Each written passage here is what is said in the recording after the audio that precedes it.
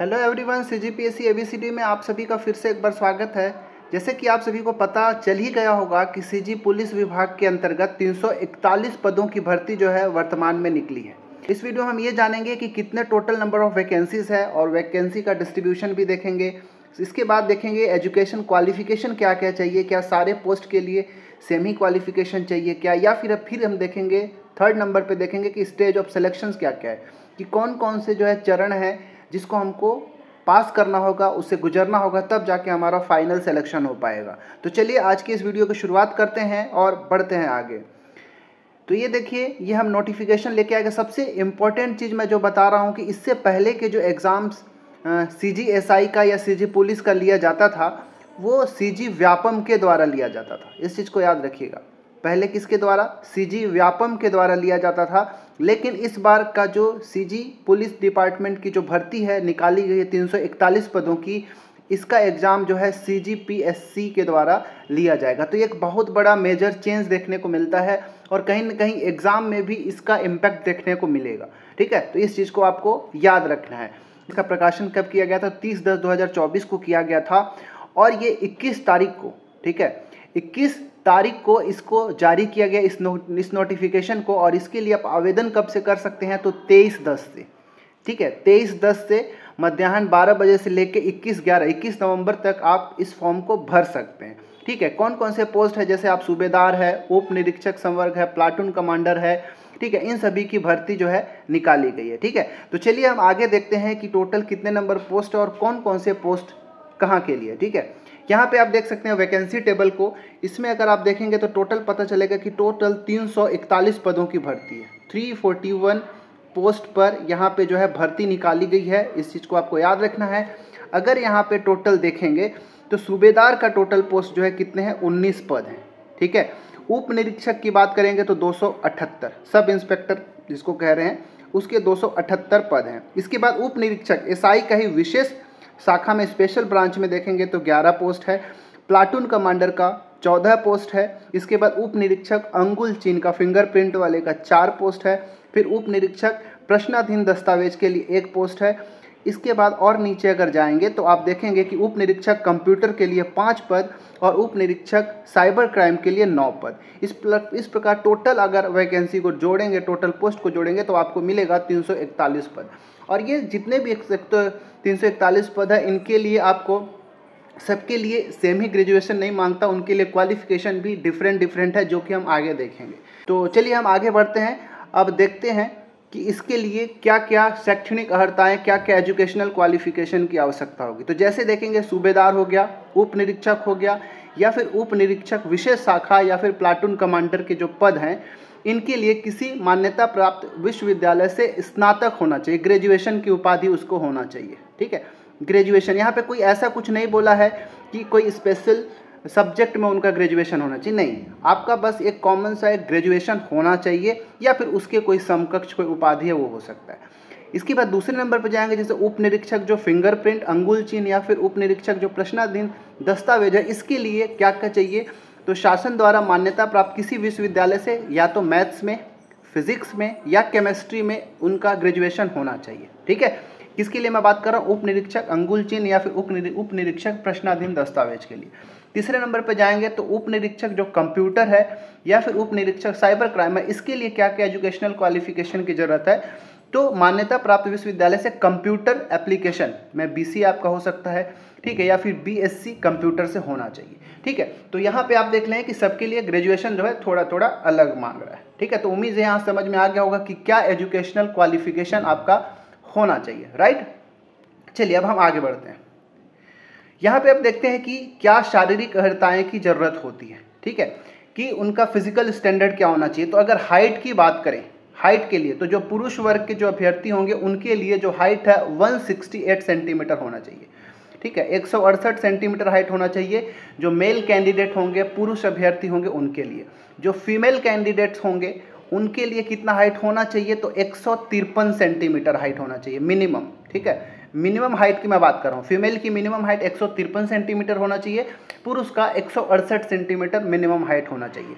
अब जो पुरुष होते हैं उनके लिए चेस्ट की भी मांग किया जाता है। ठीक है, उनका चेस्ट का साइज़ क्या होना चाहिए? तो बिना फुलाए 81 सेंटीमीटर होना चाहिए और चेस्ट को फुलाने के बाद 86 सेंटीमीटर होना चाहिए, मतलब 81 से 86 के बीच। मिनिमम 81 होना चाहिए, ठीक है, लेकिन फुलाने के बाद मिनिमम 86 होना चाहिए, उससे अधिक भी चल जाएगा, ठीक है। अब एक चीज़ याद रखिएगा, मतलब सीना फुलाने के बाद 5 सेंटीमीटर का वहाँ पे इंक्रीमेंट देखने को चाहिए चेस्ट के लिए, ठीक है। इसके बाद ये भी याद रखिएगा कि जो दिव्यांग अभ्यर्थी होंगे वो जो है इसके लिए अभ्यर्थी के लिए पात्र नहीं माने जाएंगे, ठीक है। और क्या याद रखिए, कई सारे लोगों का नौकनी वगैरह होता है, फ्लैट फुट होता है, ये सब भी की जांच की जाती है, तो उनका नौकनी या फिर फ्लैट फुट नहीं होना चाहिए, ठीक है। तो याद रखिएगा। हाँ, और एक चीज़ नया देखने को मिलता है कि अभ्यर्थी के जो आंखों से संबंधित अगर कोई रोग नहीं होना चाहिए, जैसे कलर ब्लाइंडनेस हो गया या फिर मायोपिया हो गया, फिर हाइपरमेट्रोपिया हो गया, ये सब जो बीमारी होती है आंखों की, वो आंखों का कोई रोग नहीं होना चाहिए, कलर ब्लाइंडनेस भी नहीं होना चाहिए। और हाँ, आंखों की जो दृष्टि है उनका बिना चश्मे के 6/6 होना चाहिए, ठीक है। और दूसरी आंख के बिना चश्मे के 6/9 से कम नहीं होना चाहिए, ठीक है। एक आंख जो है बिना चश्मे का 6/6 होना चाहिए, 6/6, और दूसरा जो है 6/9 से कम नहीं होना चाहिए, याद रखना है, ठीक है। रंग का भेद करने में भी अभ्यर्थी को सक्षम होना चाहिए, मतलब उसको कलर ब्लाइंडनेस नहीं होना चाहिए। तो ये तो था फिजिकल स्टैंडर्ड क्या होना चाहिए, ठीक है। चलिए आगे बढ़ते हैं। इसके बाद हम देखते हैं कि क्या क्या सिलेक्शन के स्टेजेस होंगे, क्या क्या सिलेक्शन प्रोसेस होंगे, ठीक। देखते हैं कि शारीरिक माप का मान, सबसे पहला जो स्टेज होगा आपका क्या होगा कि जितने भी अभ्यर्थी लोग फॉर्म भरने के बाद जितने लोग फॉर्म भर लेंगे उन सभी का जो न्यूनतम योग्यता वगैरह होगा, जो सब लोग अगर उसके लिए इस एग्ज़ाम के लिए एप्लीकेबल होंगे, फिजिकल क्वालिफिकेशन वगैरह सब सही होगा, तब उनको सबसे पहले शारीरिक माप के लिए बुलाया जाता है और साथ ही साथ वहाँ पे उनका डॉक्यूमेंट वेरिफिकेशन भी होता है। शारीरिक माप के संबंध में अगर देखे जाएंगे तो वो जिस भी जिले से बिलोंग करते हैं वहाँ पे मुख्य चिकित्सा अधिकारी का एक निश्चय अंतिम एक कोई डेट होगा जिस दिन बुलाया जाएगा, और उस दिन उनका क्या होगा, दस्तावेज की जाँच किया जाएगा। इसके बाद शारीरिक माप भी किया जाता है, जैसे हाइट हो गया, चेक कर लेते हैं, ठीक है, मतलब यहाँ पे हाइट वगैरह चेक कर लेंगे, आपका जो चेस्ट है वो चेक कर लेंगे कि फुला के और बिना फुलाए आपका कितना हो जा रहा है। इसके बाद जैसे फ्लैट फुट वगैरह हो गया, ठीक है, फ्लैट फुट हो गया, या फिर जो नौकनी है, ठीक है, नौकनी हो गया, इसको चेक कर लेते हैं। तो ये फर्स्ट स्टेज में ही कर लिया जाता है, साथ ही साथ आपका जो डॉक्यूमेंट वेरिफिकेशन भी शुरुआत में कर लिया जाता है, ठीक है। तो ये आपको फर्स्ट स्टेज यहाँ से आपको गुजरना पड़ेगा। इसके बाद आपके लिए क्या करना होगा कि प्रारंभिक परीक्षा होगा, ठीक है, प्रिलिमिनरी एग्जाम होगा इसे के लिए, ठीक है, प्रारंभिक लिखित परीक्षा। ये जो लिखित परीक्षा होगा याद रखिएगा कितने अंक का होगा भाई, तो 300 मार्क्स के होंगे, ठीक है। कितने अंक के, 300 मार्क्स के होंगे। नंबर ऑफ क्वेश्चंस कितने होंगे, तो 100 नंबर ऑफ क्वेश्चंस होंगे, ठीक है, मतलब प्रत्येक क्वेश्चन जो है 3-3 नंबर का होगा, ठीक है, याद रखिएगा। और इसका जब भी रिजल्ट जारी किया जाएगा तो जितना भी टोटल नंबर ऑफ पोस्ट है उसका 20 गुना जो है उसको सेलेक्ट किया जाएगा, किसके लिए, मेंस के एग्जाम के लिए, ठीक है। उम्मीद है आपको समझ में आ गया होगा, ठीक है। चलिए आगे बढ़ते हैं। पहला प्रारंभिक लिखित परीक्षा का, इसका सिलेबस के लिए मैं एक सेपरेट वीडियो लाऊंगा और बहुत अच्छे से उसको डिस्कशन करूंगा, और मैं बताऊंगा कि कैसे मैंने बहुत कम समय में इसका एसआई का जो प्री एग्ज़ाम निकाला था, मेंस एग्ज़ाम को क्वालिफाई किया था बहुत शॉर्ट पीरियड ऑफ टाइम में। और कुछ बुक लिस्ट भी मैं बताऊंगा कि आपको कौन कौन से बुक्स जो है आपको फॉलो करना चाहिए, जो कि आपको बहुत मदद मिलेगा, तो ठीक है। तो प्रारंभिक परीक्षा जो होगा उसके लिए मैं सिलेबस सेपरेट एक वीडियो में छोटा सा लाऊंगा, जो कि आपको समझने में बहुत आसानी मिल जाएगी, ठीक है। तो इसका 300 नंबर का पेपर होगा, 100 क्वेश्चन होगा, और टाइम जो है 2 घंटे के लिए आपके लिए होगा, ठीक है। टाइम कितने घंटे का, 2 घंटे का। इसके बाद इसका मेरिट सूची जारी किया जाएगा और मेरिट सूची में 20 गुना लोगों को बुलाया जाएगा। जैसे अगर 341 पद है तो इसका 20 गुना लोग को एग्जाम में बुलाया जाएगा, मतलब मेंस के लिए बुलाया जाएगा। कितने लोग हो जाएंगे, तो ये 6000, ठीक है, 6880 लोगों को मेंस के लिए बुलाया जाएगा, ठीक है। चलिए बढ़ते हैं आगे। इसके बाद जब प्री एग्जाम हो जाएगा तो इसके बाद आपको मेंस का एग्जाम देना पड़ेगा, मुख्य लिखित परीक्षा, ठीक है। और ये भी याद रखिएगा कि जो प्री हो या फिर मेंस हो, इसके लिए जो भी एग्जाम होगा वो OMR सीट पर आपका एग्जाम जो है लिया जाएगा। तो प्री का तो मैंने डिस्कशन कर लिया, अब हम मेंस का यहाँ पर डिस्कशन करते हैं। देखिए, जो मुख्य लिखित परीक्षा होगा उसके प्रथम चरण, मतलब उसके कई सारे एग्जाम्स देने पड़ेंगे। जैसे जो क वाला पेपर 1 होगा जिसमें हिंदी और अंग्रेजी भाषा का होगा, लैंग्वेज का पेपर होगा, जो कि 200 नंबर का ये पेपर होगा, ठीक है। इसके लिए समय भी 2 घंटे का होगा, फिर से यहाँ पे लिखता हूँ, 200 मार्क्स का पेपर होगा, 2 घंटे का इसके लिए समय निर्धारित होगा, याद रखिएगा। और ये जो परीक्षा होगा लैंग्वेज वाला पेपर 1 जो होगा, ये सभी अभ्यर्थी के लिए होगा, ठीक है, सभी तरह के अभ्यर्थी के, एसआई के लिए हो गया, अंगुल वाला हो गया, ठीक है, सभी के लिए ये पेपर होगा ही। 2 घंटे का पेपर होगा, 200 नंबर का होगा। हिंदी के लिए आपको 125 अंक पूछे जाएंगे और अंग्रेजी से 75 अंकों के प्रश्न पूछे जाएंगे। इसके बाद सामान्य ज्ञान और सामान्य अध्ययन जो होगा, ये भी याद रखिएगा, 200 अंकों का पेपर होगा। समय, इसके लिए समय अवधि 3 घंटे का दिया है, ठीक है, ठीक है, याद रखिएगा। और ये एग्जाम भी सभी अभ्यर्थियों के लिए, सभी अभ्यर्थियों को ये पेपर देना ही होगा। एप्टीट्यूड टेस्ट जो है, ये भी 200 अंकों का होगा और इसके लिए 2 घंटे का ही अनिवार्य समय आपको दिया जाएगा और ये भी सभी अभ्यर्थियों के लिए अनिवार्य होगा। मतलब क ख ग ये तीनों का तीनों पेपर जो है सभी अभ्यर्थियों के लिए होगा जो कि मेंस के लिए क्वालिफाई करेंगे। यहाँ पे मुझे एक चीज़ समझ नहीं आता है, जैसे सामान्य ज्ञान और सामान्य अध्ययन के लिए यहाँ पे 3 घंटे का समय इन्होंने दिया है, 3 घंटे का समय दिया है, लेकिन जो एप्टीट्यूड टेस्ट है, जो कि मैथ्स है, रीजनिंग है, बहुत डिफिकल्ट होता है, तो इसके लिए आपको केवल 2 घंटे का ही समय क्यों दिया, ये हमको समझ में नहीं आता। जबकि इसके लिए 3 घंटे का समय देना चाहिए, इसके लिए 2 घंटे का समय देना चाहिए। ठीक है, आप इससे एग्री करते हैं कि नहीं, कमेंट करके बताइएगा। तो यहाँ पे जो 3 पेपर हो गया, पहला लैंग्वेज का, दूसरा जनरल स्टडीज़ का और तीसरा एप्टीट्यूड टेस्ट का, ये तीनों के तीनों जो है सभी अभ्यर्थियों के लिए होगा जो मेंस के लिए क्वालिफाई करेंगे, राइट। अब आगे वाले जो पोर्शन है, ये विज्ञान वाला जो पोर्शन देख रहे हैं, साइंस वाला, साइंस के अंतर्गत मैथ्स हो गया, फिजिक्स हो गया, केमिस्ट्री हो गया, ये किसके लिए होगा? तो याद रखिएगा, ये उन सभी अभ्यर्थियों के लिए होगा जो किसके लिए क्वालिफाई करेंगे, जो कि उप निरीक्षक, अंगुल चिन्ह या फिर प्रश्नाधीन दस्तावेज, इसके लिए जो क्वालिफाई करेंगे उनको गणित, भौतिकी और रसायन, इसका एग्जाम देना पड़ेगा। फिजिक्स का मतलब साइंस का एग्जाम जो है उनके लिए एक सेपरेट एग्जाम लिया जाएगा।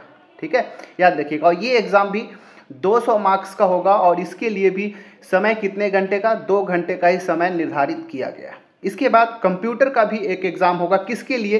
तो ये उन अभ्यर्थियों के लिए होगा जो कि उप निरीक्षक कंप्यूटर के लिए क्वालिफाई करेंगे और उप निरीक्षक साइबर क्राइम के लिए क्वालिफाई करेंगे। ठीक है, ये भी 200 अंकों का पेपर होगा। ठीक है, 200 मार्क्स का पेपर होगा और ये भी 2 घंटे का पेपर होगा। ठीक है, तो ये पूरा हमने देखा कि कौन से पद के लिए कौन कौन सा एग्जाम जो है मेंस एग्जाम होगा, आपको समझ में आएगा। ठीक है, मतलब जब जो प्री एग्जाम हो जाएगा, ठीक है, जब प्रारंभिक परीक्षा हो जाएगा, उसके बाद जो रिजल्ट जारी किया जाएगा उसमें आपको ये बताया जाएगा कि आप कौन कौन से पोस्ट के लिए जो है क्वालिफाई कर रहे हैं। अब जिस भी पोस्ट के लिए आप क्वालिफाई करेंगे उस पद के अनुसार आपको ये सारे एग्जाम्स को देना पड़ेगा, राइट। चलिए आगे बढ़ते हैं। लिखित परीक्षा हो जाएगा, उसका रिजल्ट आ जाएगा, उसके बाद जो है पृथक चयन सूची जो है जारी किया जाएगा। पृथक चयन सूची जो है 3 सूचियां जारी किया जाएगा। कैसे? तो प्रथम चरण की जो लिखित परीक्षा है उसके प्राप्तांकों को जोड़ा जाएगा। जोड़ने से क्या होगा? पृथक से सबसे पहले सूबेदार, उप निरीक्षक विशेष शाखा और प्लाटून कमांडर के लिए एक अलग से प्रवीण सूची या फिर कह लीजिए कि चयन सूची जारी किया जाएगा। इसके बाद उप निरीक्षक अंगुल चिन्ह और प्रश्नाधीन दस्तावेज के लिए एक अलग से मेरिट लिस्ट जो है या फिर चयन सूची जारी किया जाएगा। और इसके बाद उप निरीक्षक कंप्यूटर और उप निरीक्षक साइबर क्राइम के लिए एक अलग से प्रवीण सूची जो है जारी किया जाएगा। मतलब यहाँ पे टोटल 3 पृथक चयन सूची जो है जारी किया जाएगा।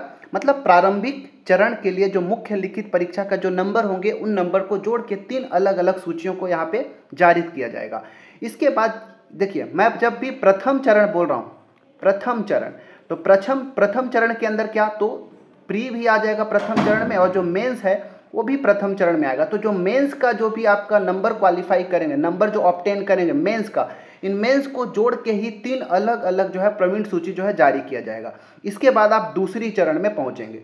दूसरी चरण के अंदर क्या क्या आ जाएगा? तो एक तो आपका हो जाएगा शारीरिक दक्षता, ठीक है, एक आपका शारीरिक दक्षता हो जाएगा और एक हो जाएगा साक्षात्कार। ये 2 प्रोसेस जो है आपका सेकेंड स्टेज में, द्वितीय चरण के अंतर्गत रखा गया। तो हम उसमें देखते हैं। तो क्या होगा कि जब प्रथम चरण की जो मुख्य लिखित परीक्षा हो जाएगा तो उसके 5 गुना को बुलाया जाएगा। पहले हमने क्या देखा कि जो प्रारंभिक लिखित परीक्षा होगा उसके 20 गुना को बुलाया गया था, किसमें? मेंस वाला लिखित परीक्षा में। मेंस के लिखित परीक्षा से हमने देखा कि नंबर को जोड़ के 3 अलग अलग प्रवीण सूची जो है जारी किया जाएगा। अब प्रवीण सूची जारी करने के बाद 5 गुना अभ्यर्थियों को बुलाया जाएगा। किस लिए? तो शारीरिक दक्षता परीक्षा के लिए। ठीक है, याद रखिएगा, शारीरिक दक्षता परीक्षा के लिए 5 गुना अभ्यर्थियों को बुलाया जाएगा। द्वितीय चरण के लिए आपको आमंत्रित किया जाएगा। अब जो द्वितीय चरण होगा, जिसमें सबसे पहले शारीरिक दक्षता वाले भाग है, इसमें आपको 300 अंक का टोटल शारीरिक दक्षता परीक्षा होगा, जिसमें लंबी कूद 60 अंक का होगा, ऊंची कूद 60 अंक का होगा, गोला फेंक 60 अंक का होगा, 100 मीटर दौड़ 60 अंक का होगा और 1500 मीटर का दौड़ भी है 60 अंक का होगा। याद रखिएगा। तो ये टोटल अगर देखेंगे तो 300 अंकों का ये टोटल जो है शारीरिक दक्षता परीक्षा होगा। ठीक है, याद रखिएगा। और इसमें आपको मिनिमम 1/3 अंक जो है प्राप्त करना होता है। ठीक है, चलिए आगे बढ़ते हैं। इसके बाद देखेंगे साक्षात्कार की बात आएगी। द्वितीय चरण में ही साक्षात्कार या इंटरव्यू की बात आएगी, जिसमें 100 अंक का ये होगा। अब इसको भी फाइनल मेरिट के लिए जोड़ा जाएगा। ठीक है, याद रखिएगा। इसके बाद बोनस अंक की बात किया जाएगा तो ऐसे अभ्यर्थी जो राष्ट्रीय अंतर्राष्ट्रीय स्तर पर खेल कूद में प्रवीणता उनको मिला है, कोई मार्कशीट है उनके पास है, या कोई शील्ड वगैरह है, तो या कोई प्रमाण पत्र है, तो उनको 10 अंकों का बोनस भी दिया जाएगा। तो इन सभी मार्क्स को जोड़ के, मतलब मेंस का जो भी मार्क्स था उसको जोड़ के प्रवीण सूची जारी किया गया, वो वाला हो गया। इसके बाद जो है फिजिकल एबिलिटी वाला हो गया, शारीरिक दक्षता वाला जो 300 अंक हो गया वो वाला हो गया। इसके बाद साक्षात्कार का 100 अंक हो गया। ठीक है, साक्षात्कार का 100 अंक हो गया। इन सभी को जोड़ के और फिर जो बोनस भी अगर किसी को मिलता है 10 अंकों का या फिर जितने भी, इन सभी को मिला के जो फाइनल मेरिट जारी होगा, उसके बाद समेकित रूप से एक यूनिफॉर्म रूप से या इंटीग्रेटेड मेरिट लिस्ट जो है जारी किया जाएगा। उसके बाद ये माना जाएगा कि आप जो है सेलेक्ट हुए हैं कि नहीं सेलेक्ट हुए हैं। तो आपको इन 8 प्रोसेस से, इन 8 स्टेजेस से गुजरना पड़ेगा। ठीक है, अंतिम चयनित समेकित मेरिट सूची से किया जाएगा सिलेक्शन। मेरिट सूची प्रथम चरण की लिखित परीक्षा से लिया जाएगा, द्वितीय चरण की शारीरिक दक्षता, साक्षात्कार और प्राप्तांक को, साक्षात्कार में जो प्राप्तांक हुआ गया है, इसके बाद उन सभी को जोड़ने पर और आयु के घटते क्रम में तैयार किया जाएगा। मतलब जिसका एज, अगर मान लो कोई 2 अभ्यर्थी का सेम नंबर आ रहा है, तो जिसका एज ज़्यादा है उसको पहले प्रेफरेंस दिया जाएगा। तो इस ऑर्डर में पूरा सिलेक्शन होगा। इन 8 स्टेजेस से आपको गुजरना पड़ेगा। उम्मीद है मैं आप सभी को अच्छे से समझा पाया होऊंगा कि कितने नंबर का एग्जाम कहाँ से लिया जाएगा, क्या एजुकेशनल क्वालिफिकेशन होगा और फाइनल मेरिट जो है किस प्रकार तैयार किया जाएगा। ठीक है, अगर आप अच्छे से तैयारी करना चाहते हैं तो आप जो है इस पूरे स्टेजेस को अच्छे से समझ लीजिएगा। ठीक है, और साथ ही साथ हम अपने चैनल में इस एग्जाम की तैयारी तो कराएंगे ही, तो आप हमारे चैनल को जरूर सब्सक्राइब कर लीजिएगा। ठीक है, चलिए इसके नेक्स्ट वीडियो में मैं आप सभी को समझाऊंगा कि इसके लिए प्रीलिम्स जो एग्ज़ाम होगा, प्रारंभिक मुख्य परीक्षा जो होगा, उसके लिए क्या सिलेबस होना चाहिए, क्या इसके लिए बुक लिस्ट हो सकते हैं, पॉसिबल बुक लिस्ट हो सकते हैं, मैं सभी जो है नेक्स्ट वीडियो में आप सभी को अच्छे से समझाऊंगा। चलिए मिलते हैं किसी और वीडियो में। इसमें इतना ही, धन्यवाद।